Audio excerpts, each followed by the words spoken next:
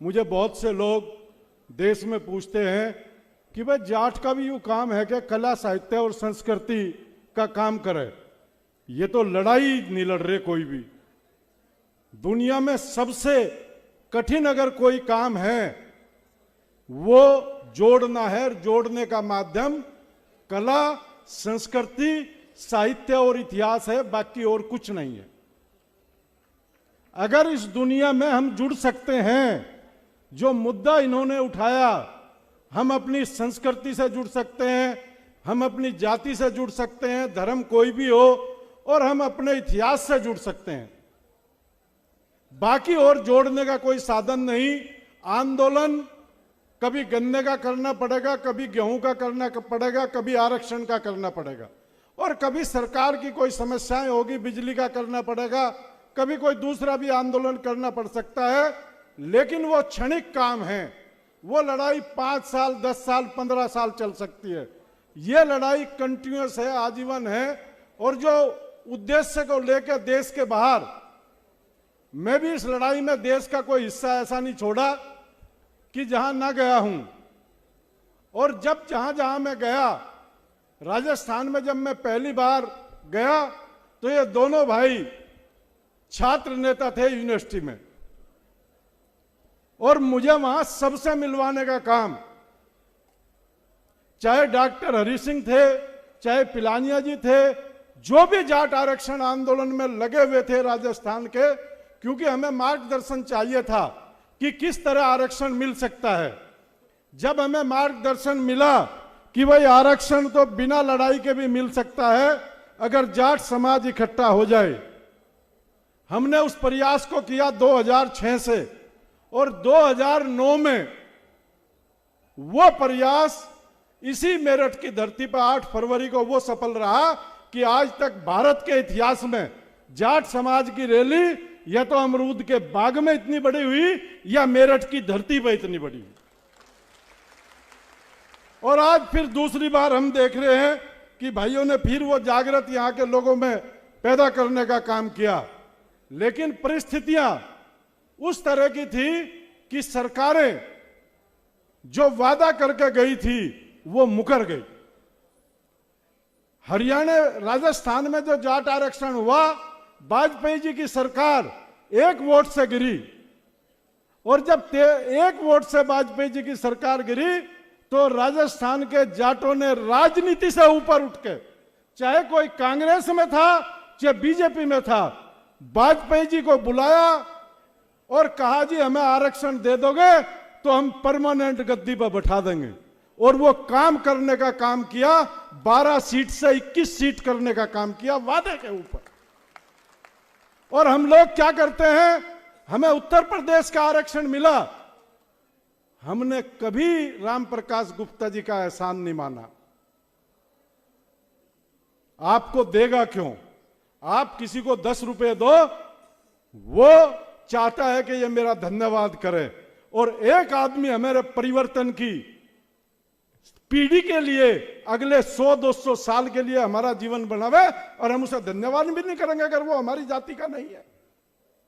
अगर वाजपेयी जी केंद्र में आरक्षण ना देते तो जाट इस देश का आरक्षण मांगने लायक नहीं था। न कोई आंदोलन था, न कोई आरक्षण मांग रहा था। जब राजस्थान के जाट को मिल गया, सबने प्रयास किए। साहब सिंह वर्मा जी हमारी जाति के भाजपा में मजबूत वकील थे। साहब सिंह वर्मा जी ने तुरंत दिल्ली में लोढ़ा कमीशन बनाया। चौधरी देवीलाल जी ने गुरनाम सिंह आयोग बनाया हरियाणा में, और हरियाणा के जाट की बदकिस्मती देखिए, सबसे पहला आरक्षण 10 जातियों को जाट के साथ 91 में हरियाणा में मिला और 94 में कैंसिल कर दिया। आरक्षण चाहिए तो चौधरी चरण सिंह और चौधरी छोटूराम की सीख पे जाना पड़ेगा। सीख पे जाओगे कैसे?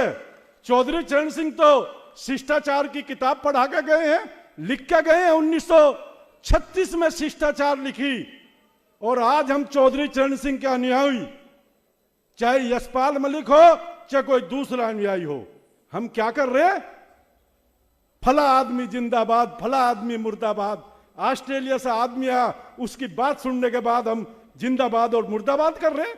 इससे आरक्षण दे देगा तुम्हें कोई? नारा लगाओ, अपनी रैलियां हैं, जब जाट के मंच पर चले जाओ तो केवल जाट बनकर वहां जाइए, तो आपकी इज्जत होगी, नहीं कोई इज्जत नहीं करेगा। मैं इस देश के 12 से 13 मुख्यमंत्रियों से मिला, पक्ष और विपक्ष में भी मिला। भाई हरिंदर मलिक जी यहां बैठे, ये भी मनमोहन सिंह के पास गए। जिस पार्टी में हमारा आदमी बैठा, वकालत वही करेगा। हमें घूमने वालों को और सड़क पर बैठने वालों को तब बुलाएगा आदमी, जब ये बैठे हुए लोग जो मंच पर बैठे, ये अपनी कौम की वकालत करेंगे। हमने क्या किया? 26 मार्च को, 15 मार्च को आरक्षण खत्म होता है, 26 मार्च को प्रधानमंत्री हमें अपने घर बुला लेते हैं। 26 मार्च को प्रधानमंत्री घर बुला के कहते हैं कि दूसरा आयोग बनेगा, आरक्षण दूंगा, परमानेंट दूंगा। हमारी यह जिम्मेदारी है, जो राजनीतिक नेता जिस दल में है, हम उसकी टांग खींचने का काम न करें। चुनाव हम नहीं जिताते, हमारा हिस्सा जरूर होता है, चुनाव पार्टियां जिताती हैं, अपना वर्ग संघर्ष करती है। वर्ग संघर्ष, जो वर्ग संघर्ष चौधरी छोटूराम ने जिंदा किया, किसानों का और मजदूरों का वर्ग, उस वर्ग को चौधरी देवीलाल और चौधरी चरण सिंह ने जिंदा रखा। जब चौधरी चरण सिंह इस देश के नेता बने, तब इस देश का हर किसान, हर मजदूर उनको वोट करता था। आज हम कहां आ गए? अरे ये सामाजिक कार्यक्रम है, अपने आगे बढ़ने का कार्यक्रम है, ये राजनीतिक कार्यक्रम नहीं है। मैं तमाम दिनों से सुन रहा हूं कि भाई मेरे पास भी फोन गए, रात एक पर्चा भी गया, अजी ये मांग क्यों नहीं ठाते? मैं बोल रहा, जिसने तेरे से मांग की बता रहा, तुम मेरे से बात करना, कौन क्या मांग नहीं ठाता। मेरा यह कहना, आरक्षण एक मुद्दा है।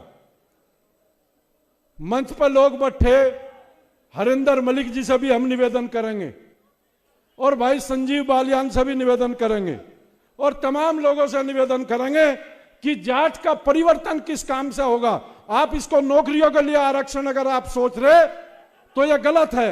आज पार्लियामेंट में बिल पास हुआ है, पार्लियामेंट में बिल पे क्या मांग चल रही है कि लोकसभा में महिलाओं को, ओबीसी को भी आरक्षण मिलना चाहिए। अगर ओबीसी का आरक्षण हो गया तो ये सांसद भी तो बहन बनकर बैठेगी। महिला बिल में आरक्षण की मांग चल रही है। आगे वर्ग संघर्ष, आज पूरे देश में जो समझ में राहुल गांधी जी की 2014 में नहीं आ रहा था, आज चुनाव में ओबीसी मुद्दा है। वो कह रहे ओबीसी की जनसंख्या बढ़े, वो कह रहे अगर तुम ओबीसी में नहीं होंगे तो इस देश पर राज नहीं करोगे। इस देश पर राज करना है। मैं राजनीतिक बात बता रहा हूं। अगर इस देश पे जो हमारी लीडरशिप बैठी है, चाहे वो किसी दल की है, अगर इस देश पर राज करना है तो 60% आबादी, जिस तरह से चौधरी चरण सिंह और छोटूराम के टाइम में किसान वर्ग था, अब नया वर्ग ओबीसी, एससी, एसटी और जनरल बन चुका। और अगर आप ओबीसी में होंगे तो राजनीतिक रूप से भी मजबूत होंगे, दाखिलों में भी मजबूत होंगे, आईआईटी, आईआईएम में मजबूत होंगे, और तमाम शिक्षा संस्थानों में जो फीस माफ होगी उसके कारण गरीब जाट के बच्चे भी बड़े अफसर बन सकते हैं। मैं एक बात को कहता हूं, 2008 से लेकर 23 आज है, मैं इस आरक्षण से इस्तीफा दे चुका। आज यहां जो भाई बैठे प्रताप दहिया जी, इनके नेतृत्व में है, मैं इनका सिपाही हूं। जाट समाज दो काम कर ले, जो संगठन बने उन पर कब्जे बंद कर दे। कब्जों से जाट समाज के जितने संगठन, जितने शिक्षण संस्थान, हमारे पश्चिम के तमाम लोग यहां बैठे, अगर जितने इंटर कॉलेज हमारे जिले में है, 90% प्रशासनिक रूप से फैल है। कब्जा करने बंद कर दो। जो आए, ये भाई राजस्थान से आए, इन्होंने कहा भाई आरक्षण के लिए मेरी इच्छा नहीं थी गुजरात जाने की, इन्होंने मुझे फोर्स किया कि गुजरात आना पड़ेगा और आरक्षण की मांग गुजरात में उठानी पड़ेगी। मेरा यह निवेदन है, आरक्षण चाहिए, लड़ाई सड़क की होली, रेल रुक ली, पानी रुक लिया, दिल्ली चढ़ाई होली, सबको पता जाट चढ़ाई में महारत हासिल करते हैं। एक दो बड़ी सी भीड़ कर दो। बिजनौर से लोग आए हुए, दिसंबर में ये बड़ी रैली करेंगे बिजनौर में। दिल्ली वाले आए हुए, अक्टूबर के लास्ट में दिल्ली का सम्मेलन होगा। और हरियाणा वाले तो बालियान साहब को कह रहे थे, अगजी हमें उधर को ना जान दियो। बोला क्या बात है, क्या हम ऐसी जाति में पैदा हो गए कि सिफारिश करनी पड़े? हम किसको डैमेज कर रहे भाई? हमारा उद्देश्य 2006 से लगे हुए, हमारा उद्देश्य केवल आरक्षण है। राजनीति से कोई लेना देना नहीं है। राजनीतिक से हमारा कोई लेना देना नहीं, राजनीतिक में ना हम जाना चाहते। दूसरी जो पिक्चर आपने छोटू राम धाम की देखी है, वो छोटू राम धाम की नींव पड़ चुकी 25 एकड़ में। कलवानी और पलसानी अभी उस नींव को डलवाने में थे। पूरे देश के लोग थे।